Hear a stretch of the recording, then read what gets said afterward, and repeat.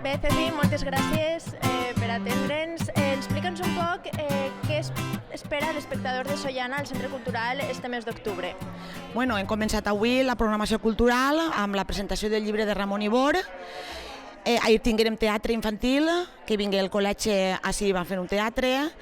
Seguidament tindrem la festivitat del 9 d'octubre, que el dia 8 tenim un sopar popular, el sopar de la Rebequeta, que s'hi farà a la plaça del Mercat. Després actuarà Tres fan ball. Esperem que la gent participi ballant danses perquè toquen música valenciana.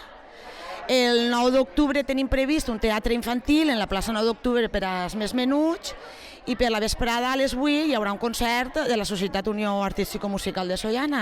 Molt bé, i què ens pots contar de la quarta fira d'associacions? El número d'inscrits, les activitats que ens esperen? Bueno, la fira d'associacions, com ja avisarem, serà el 25 d'octubre, està programat pel 25 d'octubre i en principi n'hi ha 22 associacions apuntades. A part dels estants que ficarà cada associació, tenim programat un teatre de titelles. Després tindrem una exhibició de balls latins. També tindrem una exhibició per la penya eqüestre de cavalls, en carro per el poble.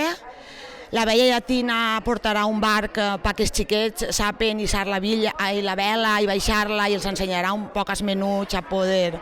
que es gaudisquen de les barques de l'Albufera, que a vegades no tenen accés. I després tindrem un passacarrer també per la banda de música del poble, o sigui que jo crec que serà un dia prou complet. Molt bé, doncs moltes gràcies, Cepi.